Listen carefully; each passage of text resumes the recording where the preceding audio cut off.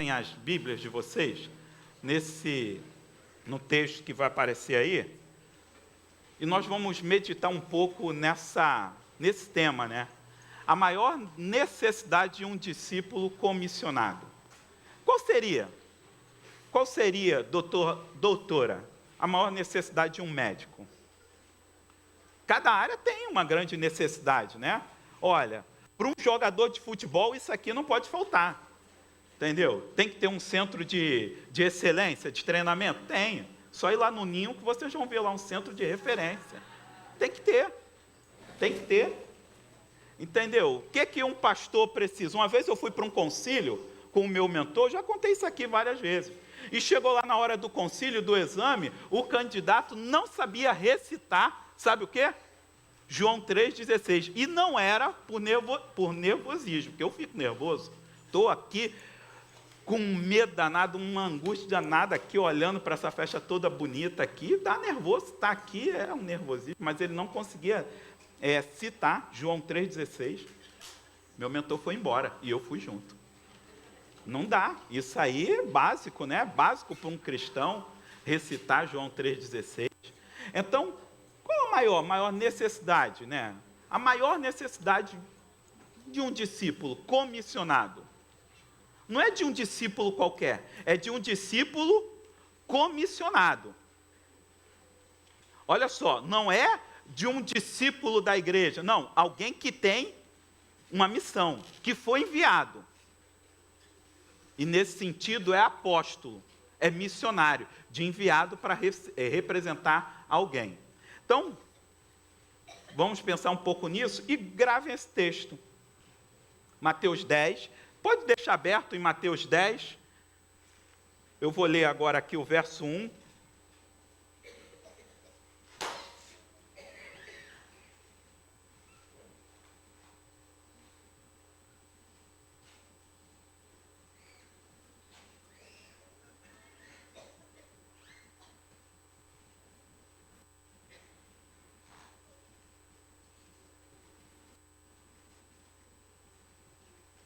Chamando os seus 12 discípulos, deu-lhes autoridade para expulsar espíritos imundos e curar todas as doenças e enfermidades. Deus, está aí a tua palavra, eu quero rogar que o Senhor aplique aos nossos corações. Tem misericórdia de mim e da tua igreja. Naquilo que eu falhar, naquilo que eu pecar, que o teu Santo Espírito, que é poderoso e aqui está, fale com a tua igreja. É a minha oração em nome de Jesus. Amém e amém. Olha, estou diante de amigos mesmo, uma comunidade linda, de gente que está entendendo a missão. E hoje nós estamos assim num momento muito, muito especial mesmo. Então nós temos algumas histórias, né? Você está vendo toda essa movimentação, mas isso não aconteceu de um ano para cá, nem de 2 anos, né? Então vou passar aqui algumas datas e elas serão assim, elas são bem importantes para a gente. 2001. O que tem a ver 2001 com tudo isso aqui? 2001 é um documento que eu tenho guardado, está lá arquivado. Um documento chamado Grupos de GPs. 2001, um documento de quem? Do nosso pastor. Em 2001 ele elaborou um documento que era um plano para pastorear os membros da igreja. E esse plano chamava de GPs, Grupos de Pastoreio. Aí a ideia era pegar uma liderança, um diácono, dividir o rol de membros, está lá tudo escrito. O rol de membros, aí cada diácono ficaria com 10 membros para ligar, para acompanhar, interceder. 2001. Uma outra data, 2009. 2006, é uma data que eu não coloquei ali, mas 2006 eu recebi um desafio. Um desafio de botar esse plano em prática. Começar, nós já tínhamos clubes bíblicos na igreja, nós tínhamos já o Galera da Segunda, tínhamos vários grupos. Então começamos em 2006 a pensar nisso, a elaborar e tudo mais. E fomos lá, mais ou menos como o livro de Juízes, eram os nossos grupos. Lembram o livro de Juízes? Cada um faz o que quer, não é isso lá no livro de Juízes? E o povo começou a fazer o que queria. E era assim, tinha estudo. Eu lembro que a minha primeira célula foi uma célula chamada H1, a célula de homens, né? Era com o João, e foi uma coisa fantástica mesmo. A célula era assim, o líder era muito ruim, gente. O líder da célula era muito ruim mesmo. A célula era de 15 em 15 dias, só o estudo demorava 1h30, porque o líder era vaidoso, né? Queria falar muito, né? Lá para os irmãos. As esposas reclamavam que os caras chegavam 1h em casa, 1h30. Então, fomos lá trabalhando, e aconteceu que um dia eu fiquei doente, um princípio de pneumonia. Eu lembro disso como se fosse hoje, porque foi um dia muito triste para a nossa cidade, foi o dia da invasão do Complexo do Alemão. E eu lembro assim, não vou, eu tenho que ir para a célula, Renato falou, você não sai de casa. Se você sair, eu vou ligar para o pastor. Aí eu falei, tá bom, não vou sair não. Eu falei, mas e o GAP? E o GAP? Ela falou assim, você tem que aprender a formar outros líderes. Deixe de ser vaidoso. Deixe de ser vaidoso. E aí eu liguei para um camarada que vocês conhecem, né? Em cima do laço. JB, você pode hoje? Mandei a lição para ele, ele ficou lá no grupo. E, gente, depois eu voltei 15 dias depois, o grupo estava melhor, e depois foi ficando melhor, e eu falei assim, JB, eu tenho que ir embora e você tem que ficar com isso aqui. Eu só deixo uns desafios para você. Primeiro, colocar esse grupo toda semana. Segundo, reduzir o estudo de 1h30 para 20 minutos. Pode ser? E ele aceitou o desafio e foi, e virou uma supervisão. Então, 2009, nós começamos a perceber que esse erro que era meu, existiam como muitos outros, então tinham muitos outros erros, e a gente percebeu que nós precisamos estruturar, sistematizar, trabalhar, e aí eu comecei a estudar, junto com o pastor orientando, fazendo as coisas e tudo mais. E eu venho de uma escola, que é uma escola bacana, numa área sistemática, mas é uma escola que diz assim para você, se você quer saber de alguma coisa, você pegue os livros, leia que você vai saber. É uma escola que assim não abre a guarda para ouvir outro que está fazendo, chegar e falar assim, como que você faz aí, Raquel? Que legal isso. Poxa, bacana, você faz melhor que eu. Não é uma escola assim, não. E eu achei, não, vou pegar os livros, vou ler e vou tocar isso. E nada saía, nada andava, Aldenir. Até que um dia um homem, um servo do Senhor, um pastor de alma, chegou e falou assim, Roberto, dá uma olhada nisso aqui. Aí me deu um box com uns DVDs. Me deu um box, falou assim, dá uma olhada nisso, você está trabalhando? E ele trabalha, dá uma olhada. E eu olhei o box, olhei, esse cara não sabe de nada não, esse pessoal aqui não sabe nada não, eu estou lendo, sei muito mais. Peguei o box e joguei naquele arquivo morto lá, que a gente tem, né? Passou um ano depois, eu estava entrando de férias, e vocês sabem que eu sou muito organizado, né? Eu sou pragmático como o nosso pastor, né? Todo organizado, tudo meu está adiantado, tudo meu está... Minha sala é uma organização só. Aí eu estou saindo de férias, estou lá na sala, que é uma organização só, eu falei, tem que arrumar esse negócio aqui, porque eu estou de férias. Quando eu estou aqui, eu pelo menos posso falar assim, estou trabalhando, por isso que está assim. Mas de férias, alguém entra, fui arrumar. Quando eu estou arrumando a gaveta, o que eu encontro? O box. Aí falei, vou olhar, porque se o pastor Luiz Otávio um dia pergunta se eu vi isso, eu pelo menos vou falar, dei uma olhada, bacana, isso um ano depois. Isso era umas 10 horas da noite, meus irmãos, eu fui parar às 8 da noite, ouvindo as mensagens, ouvindo, assim, cara, a gente está fazendo, eu estou fazendo muita coisa errada, e a gente começou a sistematizar. Em 2012, nesse processo lento, em 2012, nós entendemos mesmo que nós precisaríamos de uma estrutura mesmo, de redes, de supervisão, e investir em supervisor, de pastores que cuidassem de outros líderes. E entramos num dilema, quem seriam esses? Não, tem que ser gente assim, tem que ser gente capacitada, tem que ser gente assada. Entendeu? O seguinte, não, tem que ser gente que gera gente. Foi a orientação do nosso pastor, gente que cuida de gente, gente que tem cheiro de gente, para cuidar de gente. E começamos com as supervisões, chegamos agora em 2016, e nós vamos ver no final 2 redes, multiplicações, as coisas acontecendo, gente se convertendo. Hoje, mais de 70% das pessoas que estão sendo batizadas na nossa igreja estão vindo das células. Então, Deus tem feito algo muito especial. Nesse ano lançamos esses desafios. O primeiro desafio de chegarmos com célula em todos os bairros da Zona Sul. Em todos os bairros. Né? Faltam alguns, como vocês viram no vídeo, que vocês vão receber também para divulgação, faltam alguns. Falta Urca, falta Ipanema, Leblon. Faltam muitos bairros. Sabe, nós lançamos como desafio termos a primeira célula de criança. Há 2 anos atrás, o nosso desafio era ter uma célula só de mulheres. E eu vou pedir a supervisão das mulheres que fiquem de pé. Olha só. Olha aí. Olha aí. Todas essas de amarelo. Isso era um sonho. Não tinha. Obrigado, Dinorá. Não tinha célula de mulheres. E agora tem mulher cuidando de mulher. É uma bênção, né? Então, nós cremos mesmo que Deus pode fazer isso. E estamos pedindo para esse ano 50 pessoas sendo batizadas, 50 discípulos assumindo que confessam a Cristo e vão seguir nesse caminho. Nós estamos bem perto. Já batizamos 3. Faltam só 47. Crendo. Não dá para a gente chegar lá? É mesmo. Dá, gente. Nós vamos ver que dá. Vamos batizar 11 agora, dia 31. Então, 11 com 3, falta quanto? Faz as contas aí, vamos aí. É levantarmos 50 células, mas não só 50 células, 25 novos líderes, gente que diga, não, eu vou pagar o preço, vou colocar a mão no arado.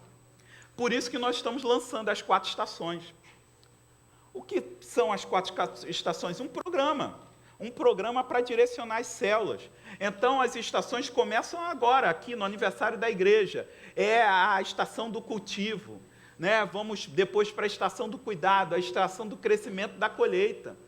Então, na estação do cultivo, nós vamos trabalhar isso, projeto piedade, jejum, testemunho, dia do amigo. O que é o dia do amigo? O dia do amigo é o dia que todas as células vão parar, sempre no final da estação. Sempre no final da estação, nós vamos parar e fazermos uma célula evangelística, convidar 1 mês antes, fazendo jejum, orando, convidando amigos não crentes,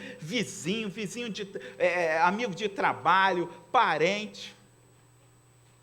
Vamos fazer isso em setembro, todas as células juntas, marcando, orando, para falar, olha, nós queremos impactar esse mundo.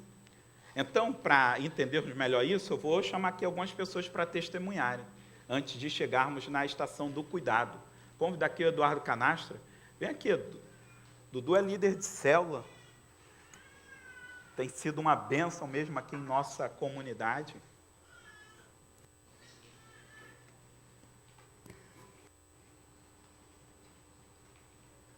Quando eu não posso ir lá na turma lá de quinta do CFM, ele tem lá me ajudado. Pedi para ele dar uma palavra aqui, 3 minutinhos para você, para impactar o seu coração.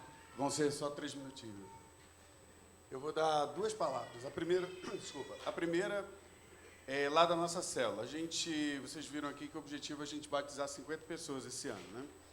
A nossa célula, a gente pegou para nós o objetivo de 10% do que está ali sair da nossa célula. Nós já batizamos 2.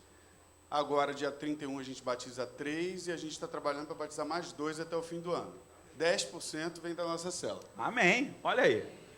Poxa, palma mesmo, gente. Pode aplaudir para o Senhor. A gente está muito feliz da questão de existir célula na nossa igreja. A gente sabe que tem pessoas que não viriam aqui na igreja após um convite, mas iriam na nossa casa. E a nossa célula tem essa característica de ser uma célula muito acolhedora, né? A nossa é aquela casa o pessoal diz por aí de muro baixo, né? Que qualquer um chega, oi fulano, e entra, né? Então a nossa célula é muro baixo lá. Quem chega, quem é convidado, é muito bem recebido. E nós temos experiências muito legais lá, de conversão, de cura. Nós tivemos o caso de uma amiga nossa lá da célula, a gente chama de amiga, né? Que durante 2 anos, praticamente 2 anos, nós oramos. Todos os dias a gente tinha um reloginho, 7 horas da noite a gente orava por ela. E ela estava com câncer, um câncer bem grande, e ela continuou lá com a gente em oração, foi fazendo o tratamento dela. Ela hoje está curada, ela se batizou aqui, ela casou, se batizou com o marido aqui na igreja. E tudo fruto do nosso reloginho lá.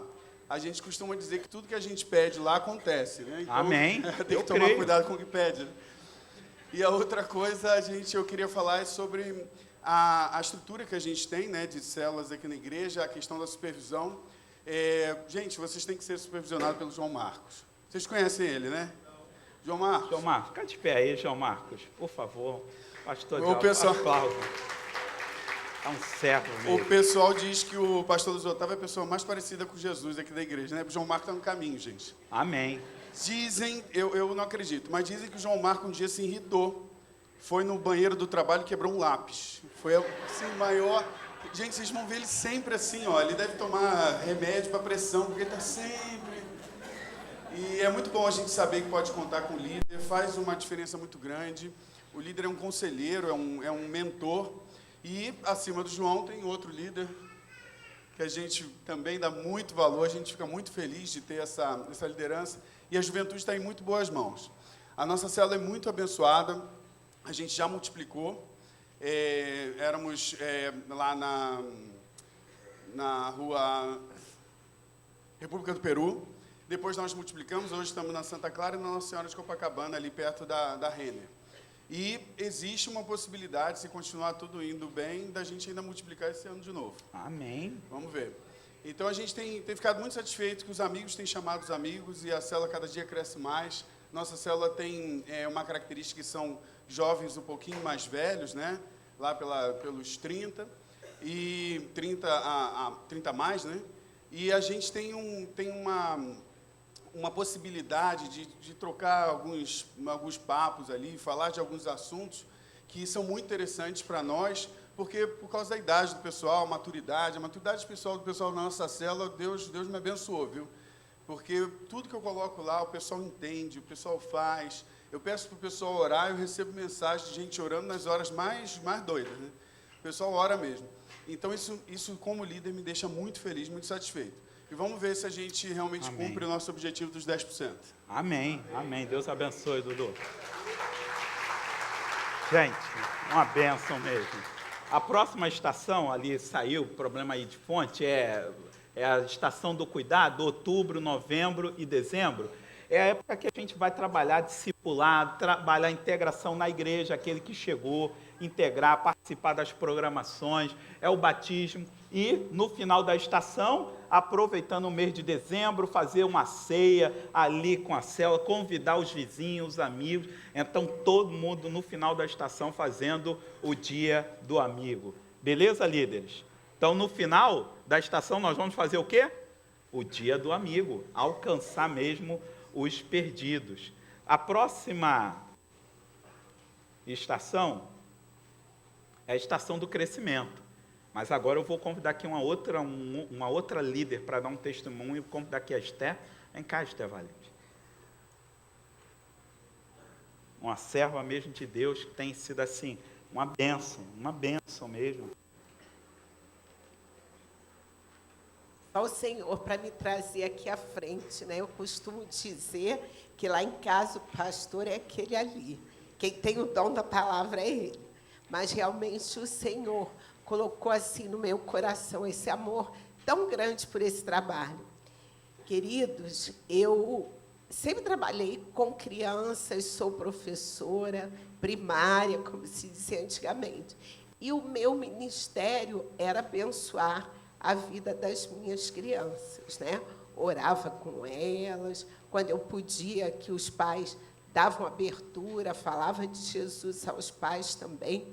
E quando eu me aposentei, estava para me aposentar, eu ficava pensando, e agora? Como eu vou poder levar o amor de Deus às pessoas, né? Porque aqui dentro da igreja, a gente tem coisas para fazer, mas não é a mesma coisa. Aí, eu comecei a frequentar uma célula que era ministrada pela Lúcia Helena, cadê? Lúcia Helena, ficar de pé. E eu fui para a célula da Lúcia Helena. E chegou lá e eu me empolguei com o trabalho e logo, né, Lúcia, saí e iniciei o trabalho como líder de célula. Gente, foi assim, para mim, muito especial. Eu, como esposa do pastor, o que acontece? Eu não tenho como ficar conversando com todo mundo, porque é muita gente. Mas ali na minha célula, eu posso contar as minhas questões para aquelas amigas. E uma coisa boa na célula é que nada sai dali. Amém. Né? A gente Amém. compartilha as bênçãos, as alegrias, as nossas dificuldades. E ali a gente ora, a gente é ministrada. Eu vou pedir a minha célula, que é a mais bonita da igreja, me desculpem as outras, que fiquem de pé. Algumas não puderam vir. Isso, temos aqui. Isso, só tem gente bonita. Muito obrigada, podem sentar. Então, nós nos reunimos às 3h, todas as quartas-feiras, e tem sido, assim, momentos muito bons. Eu quero encorajar você, que está vindo à igreja, ficando sentadinho, mesmo que a sua casa, a sala seja pequena, cabem 8 pessoas sentadinhas, cabem 5 pessoas, abra o seu lar para receber uma célula, seja líder de uma célula, vai ser muito melhor para você do que para todo mundo que está ali junto com você. Cideia, você ficou em pé, ficou Cideia da minha célula também. Amém. Aniversariante, linda, linda. Pois é, e nós estamos, assim, muito felizes com Jesus. Então, se você está aí, realmente a igreja não tem, né, pastor, tantos cargos para você ocupar. Não tem. Às vezes você quer fazer alguma coisa. O que eu posso fazer? Vá para uma célula, aprenda a liderar pessoas, aprenda a ajudar. Isso é um dom que o Senhor dá, que o Espírito Santo dá. Amém. Tá, gente? Deus Amém. abençoe vocês. Amém. Deus abençoe. Próxima estação é a estação do crescimento. Já pedi a... Vão multiplicar. Já multiplicaram e vão de novo multiplicar. Pedi a André e o Márcio para já descerem. A próxima estação é essa, é o crescimento. Nós vamos trabalhar o quê? No mês de janeiro, fevereiro e março, meses aí de férias e tudo mais, é trabalhar o amor, a comunhão na célula, o amor, prática de boas obras, cuidar, passear, é o momento de curtir essa cidade fantástica, maravilhosa, ir ao teatro com a sua célula, fazer programações culturais, então envolver, nós vamos trabalhar isso. E no final da estação nós vamos fazer o quê? O Dia do Amigo. Um evento, uma célula bacana lá, o churrasco, né? Ou faz o churrasco, faz a pizza, faz o food, faz o que você quiser, mas com o propósito de trazer, de apresentar o Evangelho para outras pessoas. Vou convidar aqui esse casal, antes da próxima estação, a colheita, a André e o Márcio. A André me deu uma bronca. Deu uma bronca mesmo, rapaz. Olha, ele falou assim, você tem que parar com isso, Roberto, de falar que é alcançar a Zona Sul para Cristo, que é um desafio da nossa igreja. E o Estado? Ela falou, olha, eu moro lá para Niterói, eu quero uma célula lá, quero alcançar também. E ela vai falar um pouquinho disso, ela junto com o Márcio. O Márcio. Bom dia, igreja. Meu nome é Márcio, minha esposa é Andréia. Se vocês não conhecem, essa aqui é a voz do vídeo inicial da igreja, é dela. Essa tá? aqui, ó, parabéns. A famosa voz. Nossa. Então, vocês já ouviram muito a voz dela, vocês vão ouvir a minha um pouquinho. Eu fico nessa posição, assim, confortável, e fico imaginando como é que é o Luiz Otávio, quando chega aqui, só dão 30 minutos para ele falar. É como eu estou me sentindo agora, com 1 minuto só para falar. Bom, a gente mora em Niterói, em Caraí. Nós tínhamos planos de mudar para cá, para ficar um pouco mais perto do trabalho, e antes de procurar o apartamento, a gente procurou a igreja. Amém. Não, vamos procurar a igreja primeiro, para depois conseguir um apartamento próximo à igreja. Viemos aqui no culto e ouvimos o pastor Vitor falar, se você está procurando igreja, não procure mais. Aí eu parei de procurar. Até porque contrariar pastor é muito complicado, que eu tenho um medo de urso. Então nós decidimos ficar aqui.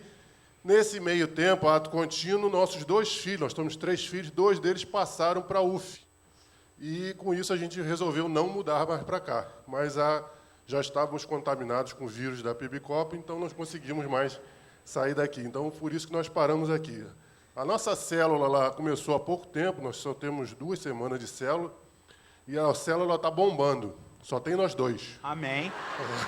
Amém. Então, essa Amém. célula, a sala é grande, está preparada para receber bastante gente, mas a gente vai continuar lá. Se for para ficar só nós 2, a gente vai ficar o tempo que Deus quiser. E como o Luiz Otávio falou comigo na sexta-feira, Deus não vai ficar indiferente a essa situação. Ele vai mandar gente. Amém. Né? E nós cremos nessa palavra. Minha esposa tem um espírito evangelístico muito grande, ela tem um ardor. Né? A gente diz lá que eu sou crente normal, ela é crente especial, porque ela tem essa chama do evangelismo e a gente não vai desistir. A gente está disposto a manter essa célula aberta enquanto Deus não mandar gente para compartilhar a palavra conosco. Obrigado. Amém. Olha, foram lá, na coragem, abriram, começaram, sabe, o Márcio e a Andréia, eu fiquei 4 meses com a nega, a nega, 3 meses, né, e o Espírito Santo, a Santíssima Trindade lá em casa. O Samuel chegava e falava assim, não vem ninguém, eu falava, eu estou aqui, sua mãe está aqui, vamos começar, vai começar? Vamos começar. Então vou fazer alguma coisa. Tudo bem, mas a célula vai ter. Entendeu? E Deus tem sido abençoado. Lá em casa está uma movimentação santa. Agora nós somos uma célula par.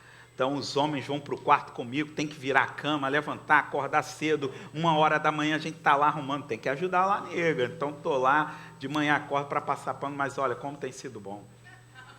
Como tem sido bom, meus irmãos. Sabe, essa semana eu saí com uma pessoa tem frequentado lá a célula, falou, sabe o que, olha, eu vou assumir Jesus, eu vou me batizar. Vale a pena o trabalho? Vale a pena. Então tem sido bom demais, bom mesmo. E a última estação é essa aqui, a colheita, é a festa, é celebrar, sabe, mais batismo, vamos batizar agora no fim do mês, é celebração, é festa, é alegria, é levantar a bola, é falar, estamos aqui, nos alegrando, agradecendo a Deus, é continuar vibrando e crendo mesmo nos desafios para o próximo ano que Deus dará e que Deus fará grandes coisas mesmo no nosso meio. E para fechar, eu quero chamar aqui 2 pessoas, eu não combinei com eles, mas olha, é gente que tem trabalhado muito. Eles têm grito de guerra, eles têm sinal, eles têm camisa, gente. Olha aqui a camisa, célula flecha. É da minha supervisão, né, gente? Eu vou convidar aqui os 2 líderes em treinamento. O líder não está aqui, é o pastor Ebenezer, mas vou convidar aqui, vem Carlos, vem Miguel, dar uma palavra para a igreja, todos eles. Tem gente que está na classe de batismo que se converteu lá com eles. Foi o pastor pregando, não. Foram os pastores lá. E eu quero que eles deem uma palavra para a igreja. 1 minuto. Oi, gente. Bom dia. Pô, é uma honra para a gente estar aqui, sabe? Eu e o Miguel, a gente está na igreja há pouco tempo, mas a gente foi abraçado de uma forma tremenda pelo sistema celular. Ebenezer foi realmente um pai, assim, para a gente. Muita coisa que ele ensinou para a gente. A gente tem liberdade de falar coisa com ele, que nas outras igrejas eu não tinha liberdade para falar com o líder ou com outro tipo de pessoa. E, realmente, o que eu aprendi com ele no discipulado é que, assim, quando a gente confessa o que a gente fala, quando a gente realmente põe para fora de errado o que a gente está fazendo, a gente está envergonhando Satanás. E é muito mais fácil a gente vencer. Eu descobri uma amizade no Miguel que eu nunca tive na minha vida antes, cara. Realmente foi... E aí ele dá umas missões, assim, meio doidas pra gente, de comandar a célula, com 20 adolescentes, assim, todo doido, assim, não dá nem pra cantar parabéns lá, que cada um canta de um jeito. Mas é bem legal. A gente vai estar, assim, ponto de bala para multiplicar, estamos orando, a gente tem multiplicação interna. Vou pedir para ele levantar o Diego, por favor. Nosso brother aí. Fecha! Aí, E ele chegou, tem uns 4 meses na célula, e já teve uma mudança, assim, radical, assim. Ele chegou, era meio quieto, assim, agora ele brinca com a gente, se decidiu por Jesus lá no meio, todo mundo ficou feliz, abraçou, assim, pulou. E agora ele vai se batizar, então, glória a Deus. Meio envergonhado, né, mas... Você está envergonhado, Miguel? Sim, um pouquinho. É porque não é muito normal ficar sério assim, mas... É bem divertido, irmãos. Ficar numa cela onde só tem jovens, adolescentes. É meio complicado também, porque tem algumas pessoas que são muito novas, 12 anos, não parece, mas eu já tenho 18. Acho que é por causa da minha grandeza. Eu sou muito alto e é meio complicado, mas a gente tenta levar a palavra com conteúdo e que não seja tão muito assim radical para eles, uma forma mais amigável e meio assim às vezes na bagunça, mas eles conseguem entender a palavra de Deus, os estudos que a gente dá lá e é bem divertido. Vocês que são novos aí, quem quiser, ó, flecha, tamo aí. Amém. E Carlos só falar comigo, com Carlos, com o Vitor, né, que não está aí. Amém. E é isso. Eu queria pedir só uma coisa, pastor, rapidinho. Olha aí, Que o Carlos time. cantasse o nosso grito de guerra. Olha aí. Nem combinaram. Vamos lá. Nem combinaram. Tem pouco tempo, na verdade, a gente combinou essa semana qual que ia ser. Vou fazer até sem microfone aqui. Aí tu faz comigo. Isso aí, bota ele na furada também. Isso aí. O pessoal nem sabe ainda, mas é assim. Temos o F porque somos fortes. Temos o L porque somos guerreiros. Temos o E porque somos espíritos. O C porque chama a Temos o A porque somos guerreiros. E o A vai acertar a flecha!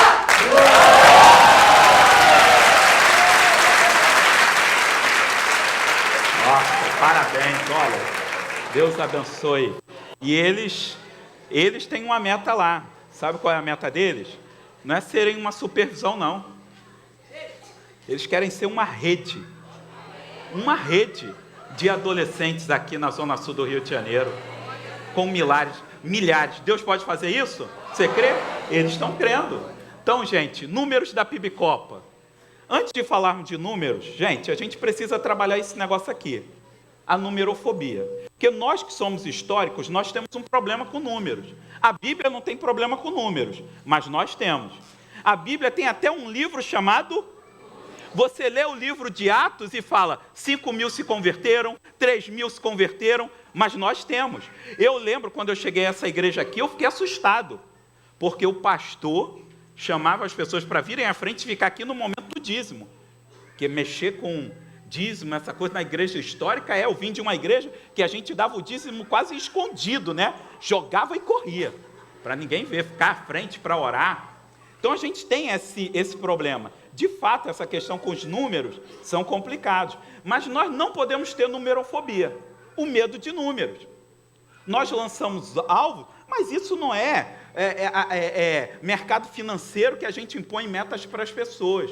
São desafios. Desafios possíveis. E nós vamos ver 50 pessoas se batizando. Vocês vão ver uns números aqui que vocês vão falar assim, Roberto, você está sem fé.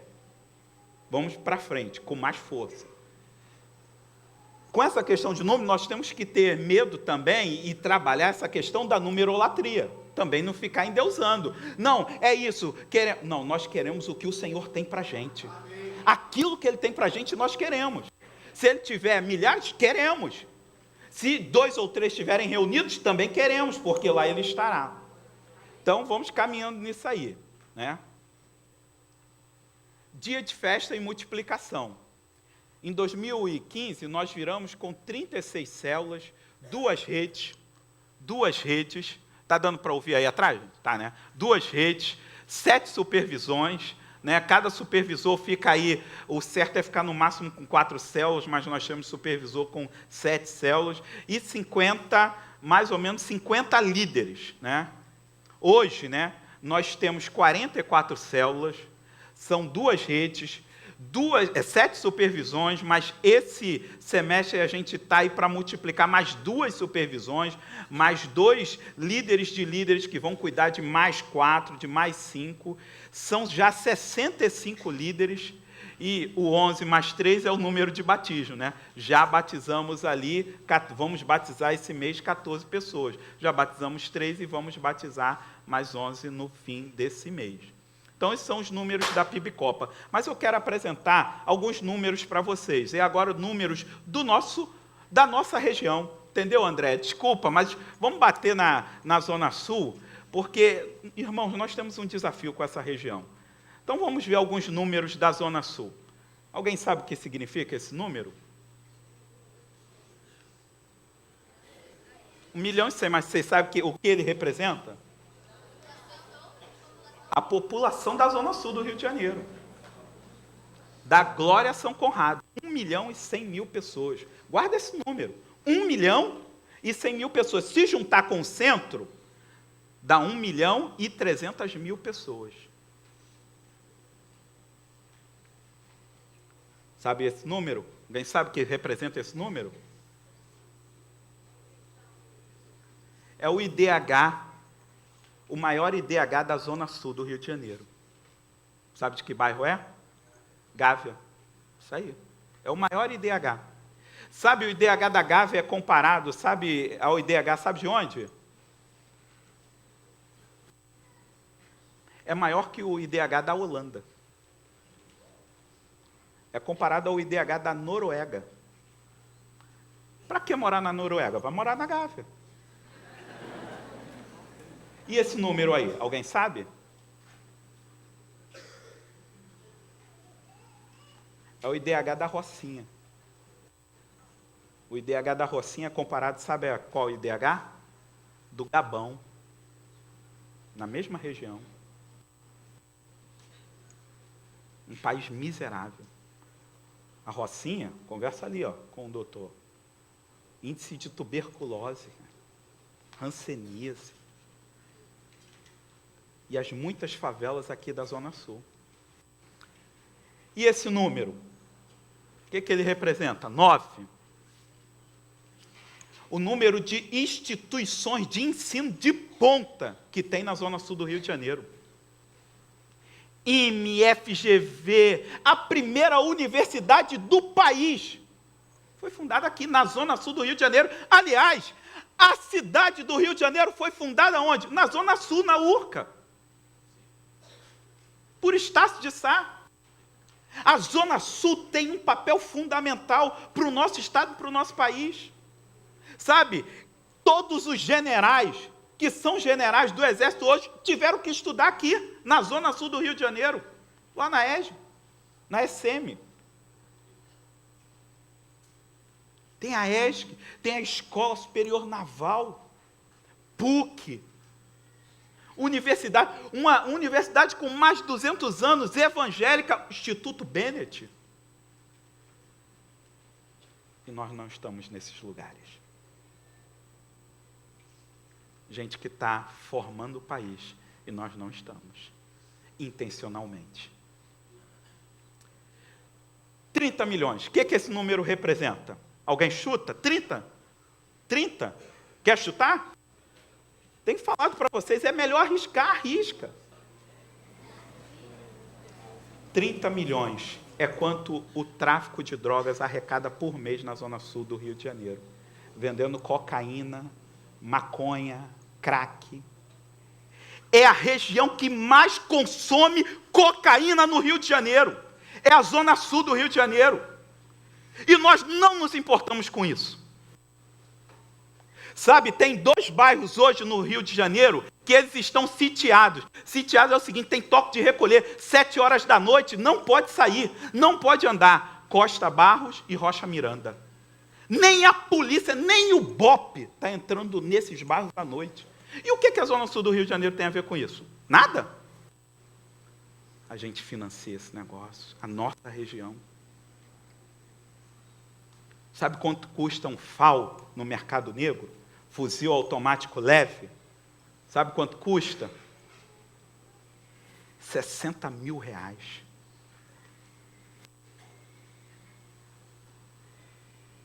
30 milhões é quanto o tráfico fatura por mês na Zona Sul do Rio de Janeiro, vendendo cocaína, maconha. Botar esses números aqui, aí pronto. Aí o desespero bate. A região tem mais suicídio no estado.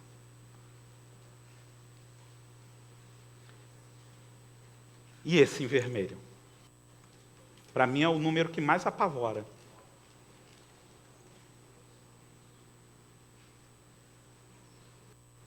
E eu quero que você olhe bem para ele. 40 mil.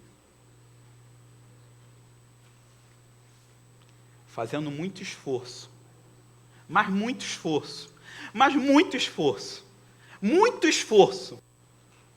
A gente vai fazer para chegar a esse número.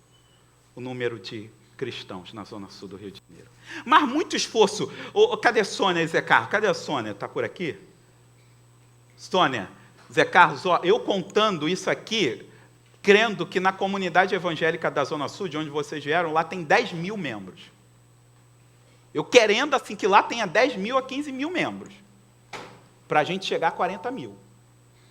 Número de crentes. Todas as denominações estão na Zona Sul do Rio de Janeiro. A igreja evangélica mais antiga no Rio de Janeiro foi fundada aqui. E num 1.100.000 pessoas a gente chega a 40 mil. O que nós queremos, esse mover, não é algo para a nossa igreja, não. É ver essa região mudando, porque se ela mudar, o país vai mudar. Fique tranquilo, hoje tem cantina, mas eu quero que você se sinta desafiado hoje. Você crê que se esses desembargadores, se gente que muda a vida de muitos com uma caneta, se essas pessoas se converterem, será que a distribuição de renda no país não melhora? Um homem um dia andou com uma sunga rasgada em Ipanema, isso virou moda para o Brasil, para o mundo. Você chega na França, ninguém sabe o que é Brasília, mas sabe o que é? Copacabana. Igreja de Copacabana. Ou a gente olha para isso como um desafio, entendendo que nós não estamos aqui a passeio, ou nós vamos ser uma geração perdida. Se a nossa região for transformada pelo Evangelho, muita coisa nesse país pode mudar. Mas muita coisa mesmo. Por isso que a gente crê na célula. Por isso que a gente crê que de peça em peça nós vamos montando a igreja. De peça em peça. Por quê? Porque na célula, meus irmãos, não existe só o clérigo, não. Cada um é ministro. Esses meninos aqui, eles ganham pessoas que eu não consigo ganhar. São pastores. Sabe, pastores é gente que cuida. Outro dia eu atendi uma pessoa que veio indicada por uma líder de célula, falando, não, você tem que conversar lá com o pastor, e ela veio conversando com ela, eu falando, olha, você anda com a fulana, poxa, é bacana isso, ó, cuidado, faz por isso aqui, tudo. Olha, mas não deixa não descola da fulana. Aí ela olhou para mim e falou assim, eu sei, ela me liga todo dia. Cada casa é o quê? Uma igreja, sabe? Tem uma igreja que se reúne lá na casa da tia Ruth. Dá trabalho? Ô Luceta, ô Timar, dá trabalho, né? Te quebra um elevador, né? De vez em quando, né? Para o prédio, você tem que ir pedindo desculpa a todo mundo, né? Mas vale a pena? Não estou falando que não dá trabalho, dá muito. Mas eu digo que vale a pena. E muito a pena. Sabe, quando isso vai ser possível, isso só vai se tornar possível quando surgirem, sabe o quê? Líderes. A gente não faz nada em célula sem líderes, é a coroa. Por isso que nós não multiplicamos células, nós multiplicamos líderes. Nós estamos celebrando a multiplicação de líderes. Eu me multiplico, eu faço outro, e digo, olha, eu estou com você, vai também. Sabe, só que nós temos um conceito errado sobre liderança. Sabe, para ser líder, tem que ser aquilo ali. Tem que ser de Asgard, tem que ser todo poderoso, sabe? Tem que ser uma Mulher Maravilha, tem que ser o Neo, tem que ser o Neo do Matrix, com uma missão, é um Messias. Algo falou, o oráculo falou que ele ia salvar o mundo. É assim que a gente olha líder, mas vocês viram aqui gente simples, gente com muito pouco, mas que está abençoando. Gente que não tem superpoderes. Sabe, desses heróis, o que eu mais gosto é o Batman. Não é isso, Filipe Cantarino do Couto? Não tem poder. faz do medo dele o símbolo dele, porque ele tem medo de morcego e do escuro. Sabe o que é ser líder? Ser líder não é ter uma tarefa, não é ter um dom. Ser líder é influenciar. Sabe, o assessorista é líder, ele influencia. Sabe, o motorista do táxi é líder, influencia. Quando a gente chama essa igreja a liderar, nós estamos chamando essa comunidade a influenciar. Sabe quem é esse homem? Você não conhece, mas ele é líder. Foi considerado pela Times em 2011 a pessoa mais influente do mundo. Eu nem sei pronunciar o nome dele, é um indiano, não dá. É Rashar, alguma coisa assim. É isso aí. Sabe o que ele é? Diretor de projetos do Google. É atribuído a ele a Primavera Árabe. Ele nunca foi para a rua, nunca fez uma manifestação, mas só através do Google, influenciando. Sabe quando você bota lá, desentupidor de pia, no Google? Aí depois fica aparecendo um monte. Ó, esse camarada. E você diz assim, eu comprei aquilo porque eu quis. Quis nada. Ele te influenciou a comprar. Sabe, o pastor Wagner, eu botei a carinha ali, contar a história da Dona Maria. O pastor Wagner me falou essa história e eu fui correr lá atrás para conhecer essa mulher. Uma mulher analfabeta, não é semi, não, analfabeta.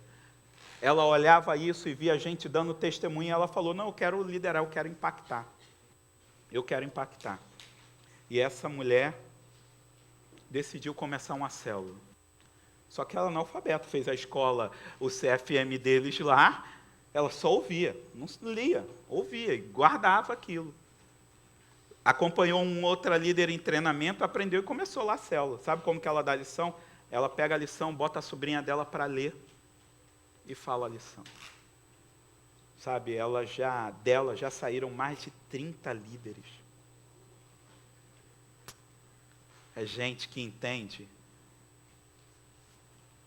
que não é ter algo, é obedecer. A frase de Sofia Miller explica muito isso. Eu não tive um chamado, eu li uma ordem e obedeci. Eu não tive um chamado, eu li uma ordem, a ordem é vão e façam discípulos. Eu só obedeci. Voltando ao nosso texto. Esse texto é fundamental para a gente entender o tema dessa mensagem. Sabe, entender isso aqui. A maior necessidade de um discípulo comissionado. Sabe, antes de Jesus comissionar esses 12, Jesus, no capítulo anterior, a partir do verso 36, Jesus diz o seguinte, ó, olhe para o mundo e veja a aflição deles. Veja que eles estão vulneráveis. Veja que eles estão desesperados como ovelhas. Então roguem ao Pai que envie o quê? Trabalhadores. Gente que assuma o compromisso, que pague o preço. E aí no capítulo 10, verso 1, diz que Jesus de Nazaré escolhe 12 homens e dá uma ordem para eles. Dá uma ordem clara, dá uma ordem, se mais clara não precisa. Diz o seguinte, olha, toda autoridade, chamando os seus 12, deu-lhes autoridade para expulsarem espíritos imundos e curar todas as doenças. E aí vai falando o nome dos discípulos, que vocês sabem, os 12. É a primeira vez no Evangelho que alguém é comissionado por Jesus, porque a mulher samaritana foi, mas ela não foi enviada. Ela foi. Ela viu algo e foi. Esses aqui Jesus chega e comissiona. E comissiona nesse capítulo que você é líder, tem que ler todo o capítulo. Mexeu comigo. Mexeu. E olha só o que diz depois de apresentar os 12. Jesus enviou os 12, enviou eles com as seguintes instruções, verso 5. Não se dirijam aos gentios. Não vão até os gentios. E por que Jesus falou isso? Porque lá em Atos ele vai falar, cheguem até os gentios. Sabe por quê? Porque os 12, eles tinham que aprender que eles tinham que ganhar os seus. Que adianta eu ir para a Groenlândia se eu não ganho o meu vizinho de porta? O meu amigo, o meu irmão, o meu parente, eles tiveram que aprender isso. A responsabilidade do que está ao nosso lado. É pai desistindo de orar pela conversão do filho, filho desistindo de orar pela conversão do pai. Não chora. Não chora. Vão a Israel, porque quando vocês ganharem a terra de vocês, vocês vão ter autoridade para ganhar o mundo.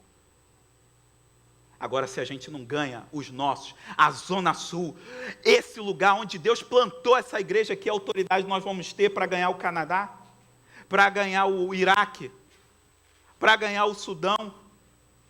Não tem autoridade. Perde a autoridade. Perde a autoridade.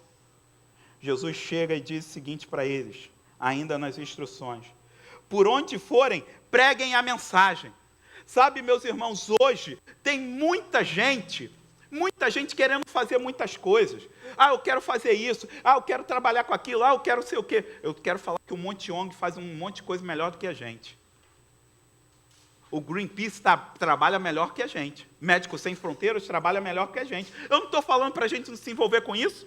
Visão Mundial, não estou falando. Agora, quem pode fazer isso aqui? O Greenpeace faz isso aqui? Anunciar? Jesus chega e dá uma ordem para eles: vão por todo lugar e anunciem esse evangelho.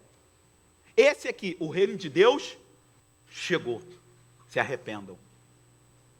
Isso é a missão da igreja e nós não podemos abrir mão.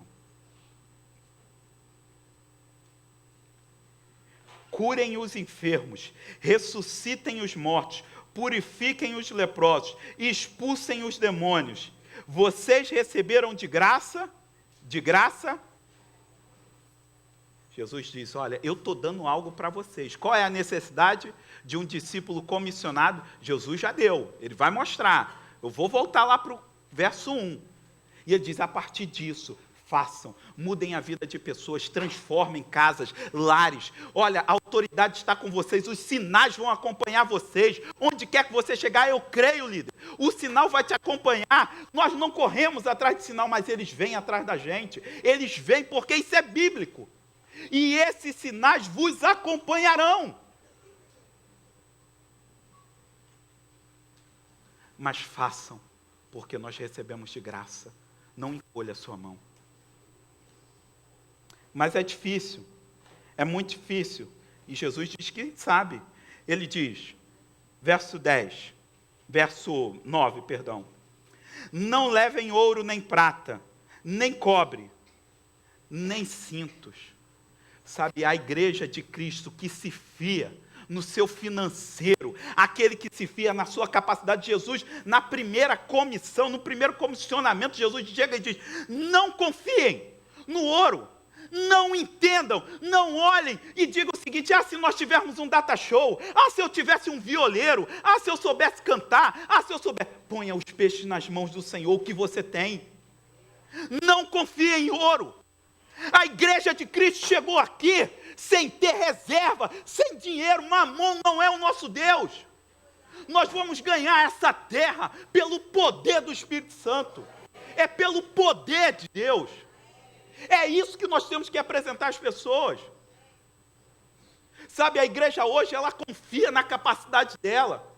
Ela vai crescendo, vai confiando. E aí é uma igreja que deixa de orar, de jejuar, de buscar e falar assim: Deus, eu não sei, está desanimado, não dá. Deus visita a gente. O que Jesus queria é que nessa ida eles confiassem plenamente nele, naquele que estava enviando. Então não levem ouro, não levem nada.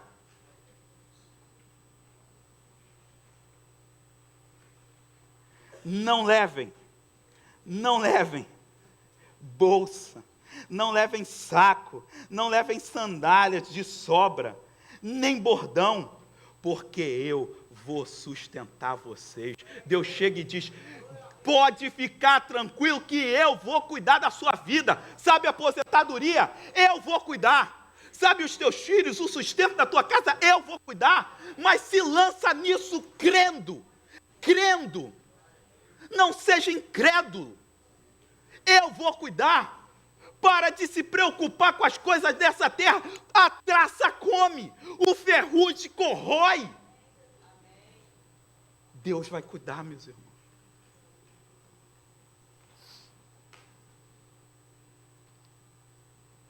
A missão urge.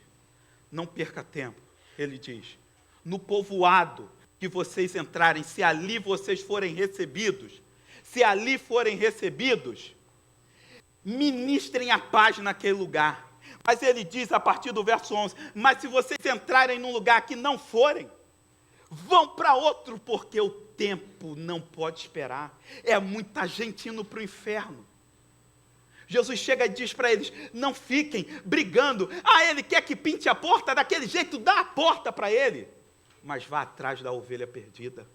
Se você é reformado, vá atrás do seu irmão, que não sabe que é teu irmão. Se você não é reformado, é arminiano, vá atrás do perdido. Não importa a tua teologia, se movimente. A igreja que fica parada não vai impactar esse mundo. Nós somos pés de poeira.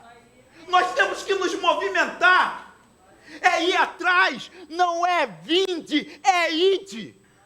Nós não vivemos o vinde, nós vivemos o ide. Nós estamos indo, movimentando, impactando, olhando para a escola, isso vai mudar. Olhando para o trabalho, isso vai mudar. Vamos nos movimentar. E ele diz no final, 5 vezes, não tenham medo. Ele vai falar a partir do verso 16, não tenham medo. Vocês serão perseguidos, mas não tenham medo. Vocês serão acusados, mas não tenham medo. Vocês serão traídos, mas não tenham medo. Vocês sofrerão coisas, mas não tenham medo. Eu quero falar, a igreja precisa entender que nós falamos que um monte de gente não vai para o céu. Nós classificamos um monte de gente que não vai para o céu e batemos às vezes no peito com alegria. Esse não vai, ele faz isso, ele faz tal pecado, ele é isso, é homicida, é homossexual, é isso, é aquilo, e vamos apontando. Só que a Bíblia diz também que os covardes não entrarão no céu. A igreja não pode ter medo. E Jesus chega e diz, não tenham medo. Vão, sejam destemidos, porque o Espírito Santo que o Pai dá a vocês, lhes dará condições de falar aquilo que tem que ser falado. Não importa quem você é, se você tem o Espírito Santo. E aí eu volto para o verso 1. Jesus diz para eles não levarem ouro, não levarem nada, porque uma coisa só é necessária. E qual é? Jesus diz o quê? Eu lhes dou o quê? Autoridade. É só isso que precisamos. Sabe, Flecha, Ubuntu, sabe o que vocês precisam para debaterem lá na faculdade? Autoridade. Sabe o que significa autoridade? Autoridade não é quem tem poder, não. A autoridade é quem está ligado ao autor. A autoridade é quem está ligado ao autor. A autoridade é quem pode representar o autor. O que Jesus chega e diz, olha, eu estou dando autoridade para vocês, e vocês vão mexer no mundo espiritual, porque vão expulsar demônios, e vão mexer no mundo físico, porque vocês vão curar, transformar as pessoas. Então, não se preocupem com nada, porque o que vocês precisam, eu estou dando autoridade a vocês. Onde vocês estiverem, eu estarei, eu serei a autoridade. Eu chancelarei, eu marcarei as obras das mãos de vocês. Igreja de Copacabana, vamos, não nos preocupando com isso, com orçamento A, com orçamento B, com aquilo, com a dificuldade, se lá não aceita, se vai ficar pequeno, não importa, porque o que precisamos, nós já temos autoridade do Espírito Santo de Deus.